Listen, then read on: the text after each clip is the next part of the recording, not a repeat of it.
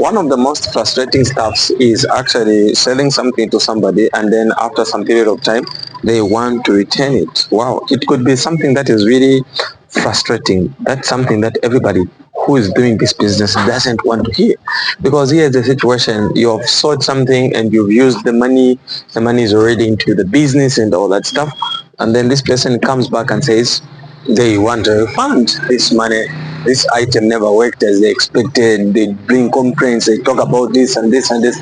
Well, this is a common problem, and if at all you've been doing business, like in every area of a business, you find such problems with some people.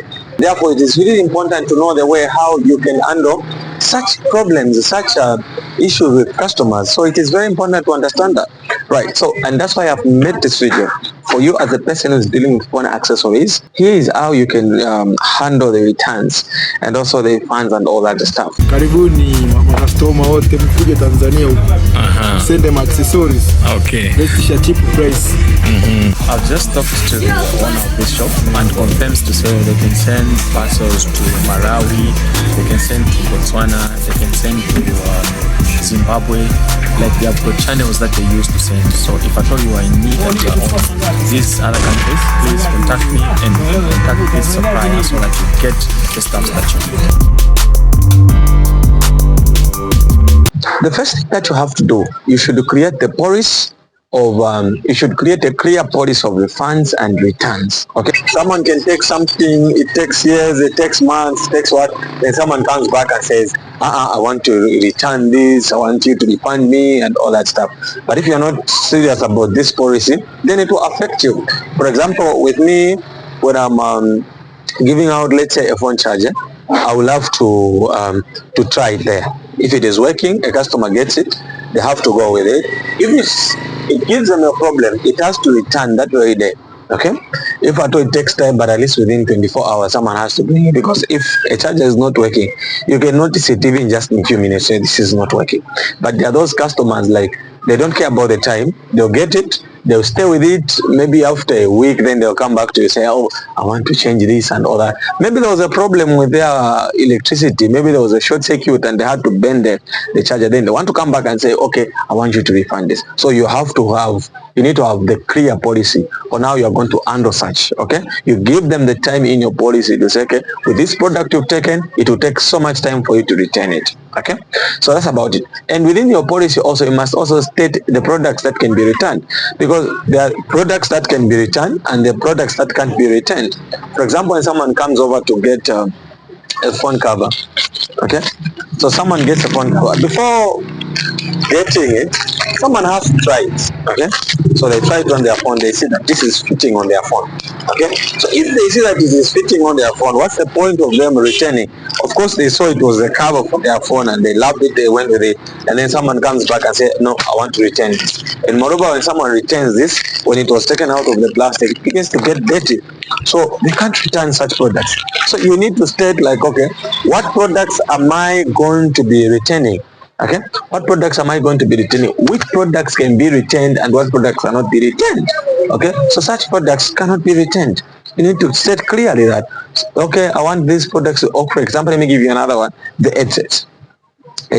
Someone comes over, no, they want headsets and all that. Then you get the headset, you give them. Okay, once they open the headset, they'll try it.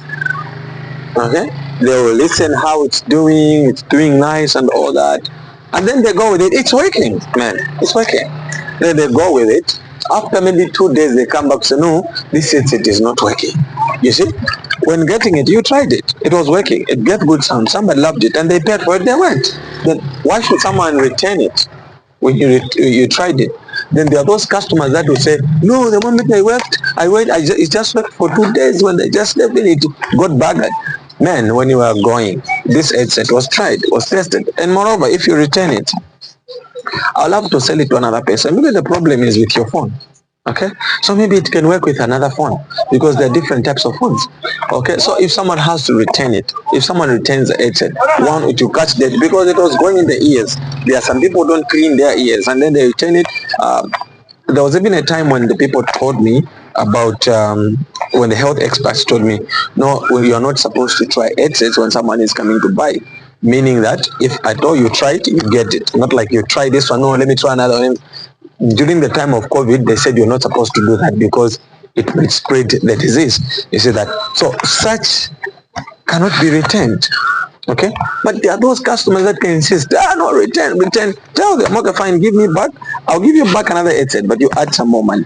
But make sure the money you are telling them to add, it should be the money enough to buy you another headset on order price. I hope you get that point.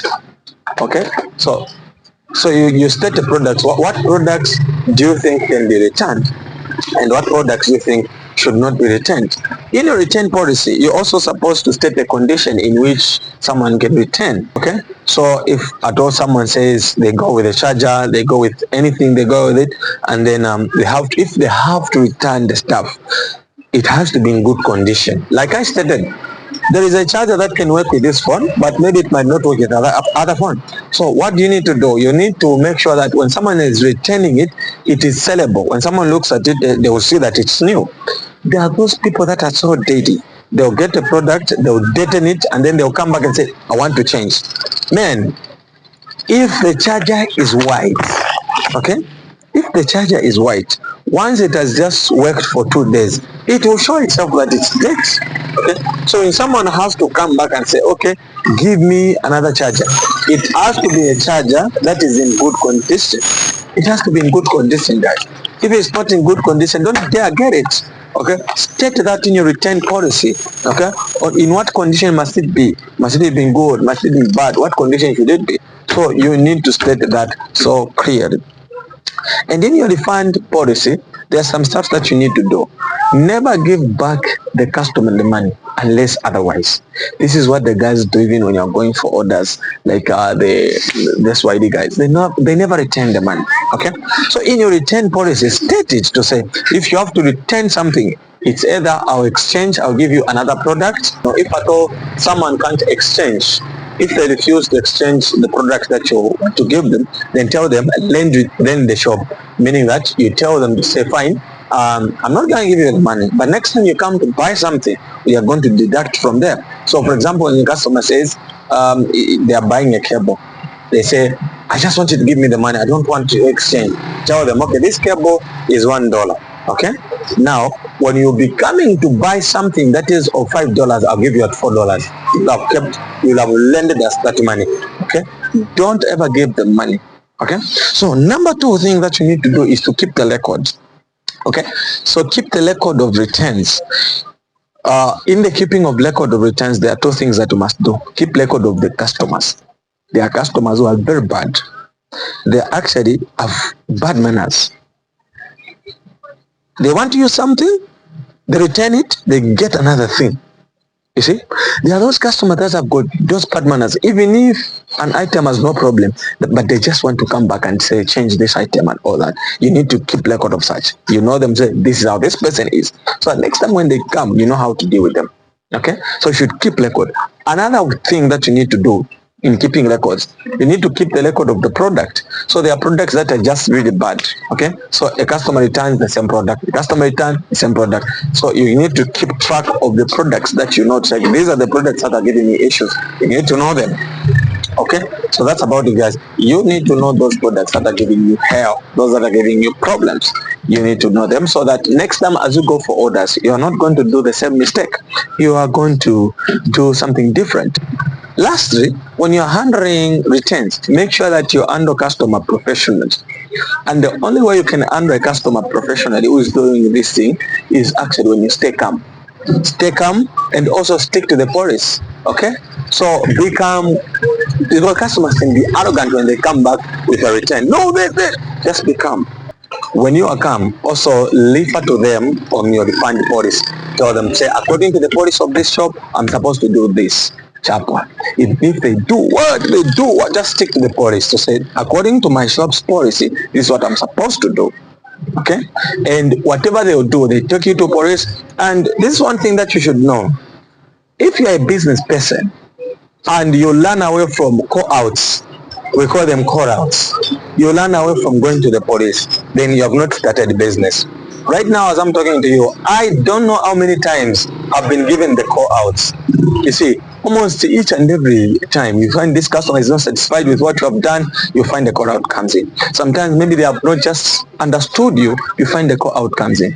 And sometimes I end up losing the money, okay? Because this time maybe this one comes in and they give you a call out, this one comes because of the reputation you want to get. Sometimes you just lose, okay, to just protect your business and the reputation, you see. So we go through a lot actually when you talk about running a business. There are so many things. And when I was entering into business, somebody once told me, he said, you want to be a businessman but you're afraid of the policeman.